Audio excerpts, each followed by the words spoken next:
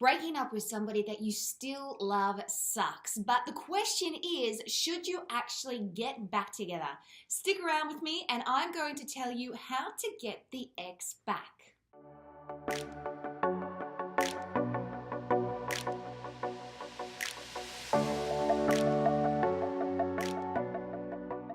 Hey everyone, it's Renee Slansky. Welcome back to my YouTube channel. I'm a dating and relationship coach and I help women from around the world build the relationship they desire and deserve.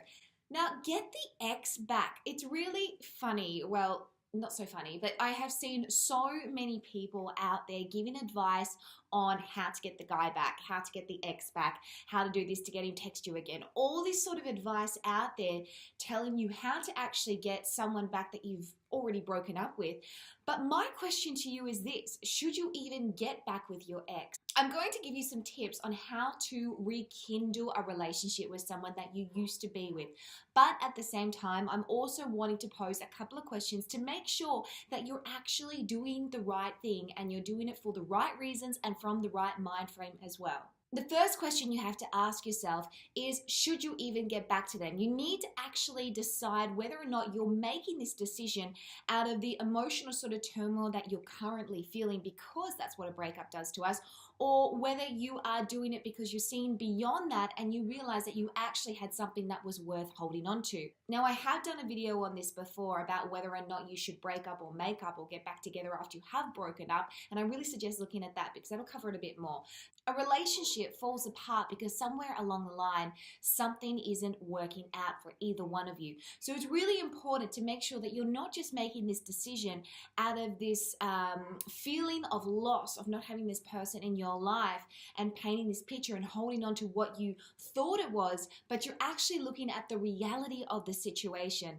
The last thing that you want to do is get back with this person or reconcile this relationship and have it actually repeat the same cycle, or discover again that, hey, it actually wasn't healthy and maybe it ended for the right reasons in the first place. Remember, what we don't repair, we repeat. That's why it's important that if you are deciding to get back into a relationship with this person, that it's really integral that you look at the sort of bumps and different sort of things that you had along the way that actually caused it to get to this point of breaking down in the first place. It's not to say that you can't get back together and it can all work out, but at the same time, if you get back together and you're not actually identifying the problems in the first place and then doing something about those problems, then there is a big fat chance that you'll end up just repeating the same cycle. So here are my tips for being able to get the ex back, so to speak. Number one, identify the issue. As I kind of touched on before, it's important to really first know what caused that relationship to fall apart. Once you can identify the issue, you're able to pinpoint whether or not that is something that was you, whether or not it was him, whether or not it is something that you can even move forward from and continue to fix so that you're able to have a fighting chance of having this relationship work again. Number two, take it slow and don't make him and the relationship your sole focus. It's almost like you have to pretend that you're dating that person again, even though you know them and even though you're trying to get them back as such. You don't want to put all your energy and focus into him and into trying to repair this relationship and get it back on track, because it leaves little room for him to be able to step up and do the work that he needs to do as well. Remember, even though you might be the one initiating trying to get this relationship back together, it is a two-way street. That's what relationships are about. You shouldn't have to do all the work. There needs to be some sort of room left for him to be able to put in some effort and some work as well, because that's what's going to give you an idea of whether or not he's interested, okay? Because we know that if men really want to be with a woman, then they will make effort. So you have to give him room to make that effort, okay? And it also means that you're going to work out whether or not he wants this relationship to happen again, whether or not he's going to be in this just as much as what you are going to be in it, because that's important. The last thing that I want you to do is pour all your time and energy into this guy who actually doesn't want it to happen. So take it slow, pace yourself, don't assume that you have to have the end result straight away, and just take your time in slowly wooing him back and slowly repairing what it was that you used to have. Number 3, don't chase, but definitely initiate and respond. Now, if you're a woman and you're trying to get back with a guy, then the last thing that you want to do is come across really clingy and really needy But at the same time, you still want to make sure that you're showing him the right signals so that he actually gets the point that you want to have a relationship again. So it's kind of like this fine sort of balance that you have to find in between initiating contact and initiating and implanting ideas in his head to get back together, but at the same time giving him space to work out whether or not that he actually wants to do that. Now, of course, when a guy starts to come toward you and he starts to chase you as such, because again, you're leaving him that space to do that, then all you need to do is you need to respond to that. You need to encourage that. You need to encourage every positive action that he has so that he actually starts to understand, well, when I do this behavior, this is rewarded. Therefore, I want to keep doing it. It really comes down to how you communicate with him, okay? That is going to either push him away or it's going to really sort of trigger those sort of pain points within him, which might actually make him miss you more, might make him realize that he still really does love you and that he does want to make this relationship work between you. You cannot force someone to get back together with you, and you shouldn't want to force someone to get back together with you because it's not really a loving or healthy type of relationship. You want to be able to initiate those thoughts within his head, but it is up to him to really step up and do that. And when he does, if you can reward that by responding to him in a positive way, by openly communicating and affirming his actions and affirming your feelings towards him, then that'll give him the safe sort of space to be able to do that. Number 4, treat it like you're dating again, like I kind of said before. So what I mean by this is when you're dating someone, it's usually kind of exciting, it's a little bit spontaneous, there's a little bit of chase, and it's almost like you're getting to know each other again, and you're prioritizing that person. Now, getting back together with him, you want to make sure that you're still creating some sort of mystery about you. Now, you might think, well, hang on a second, we dated for 5 years.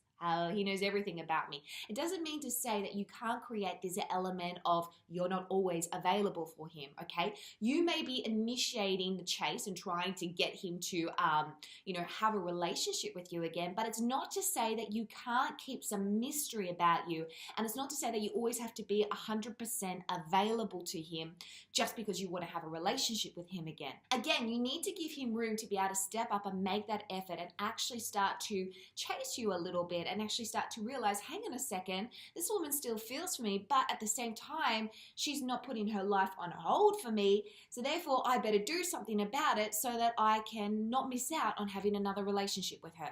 When you first date someone, it's fun, you're flirting, you're seducing one another.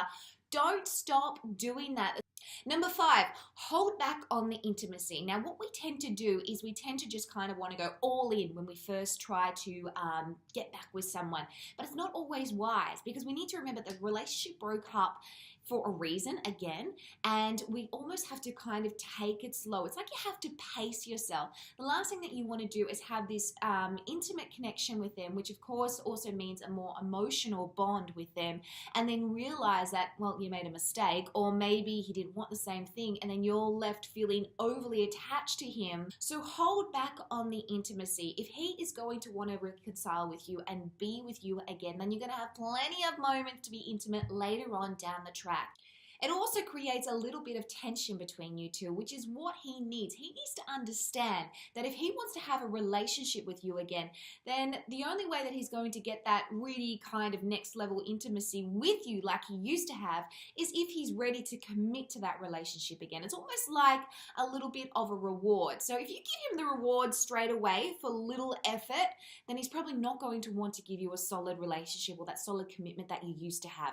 So hold that back. It's not to play games, it's not to manipulate, it's merely to show that you have a certain standard. And once he reaches that standard, which is a healthy standard, then you're able to open up and give yourself fully to him again. And lastly, let them see you flourish without them. A lot of the reason why men are attracted to us in the first place is because they usually see us as a confident woman who's doing her own thing, and we don't necessarily need them because we don't even know about their existence. And when we meet them, it's almost like they want to prove to us that we need them, okay? Men need to be needed, women need to be loved. We hear that all the time. So this is why you need to almost show him that you are surviving without him, okay? It's not that we don't want him, it's not that we don't need him, okay? We're probably feeling all those sort of things because we're still in love with them.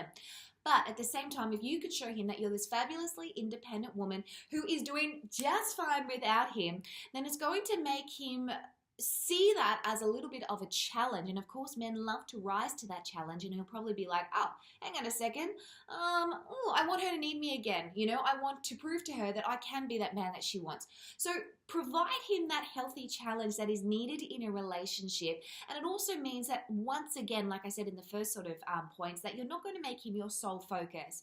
Okay, it is important to have that balance in a relationship where you're your own strong, beautiful person, where you thrive in your own purpose, that you don't need him to fulfill you, and you don't need him to be your total happiness as well. So if you can embody that sort of woman, not only is it going to keep you happier as a single, it's also going to give you more perspective on whether or not you should get into this relationship with this guy again. And it also means that if you do reconcile this relationship, then you're already going to have that balance, and it's probably going to mean that your relationship is going to be healthier this time round. Well, there you go. That was a little bit of a mix between a reality check and also some practical points as well. Now, if you want to know any more, head to my blog. I have so many dating and relationship articles. It is crazy. We are the #1 dating and relationship blog in Australia, and soon the world. Who knows? Anyway, that's it for now. Subscribe, give this video a big thumbs up, and I'll see you in my next one. Bye for now.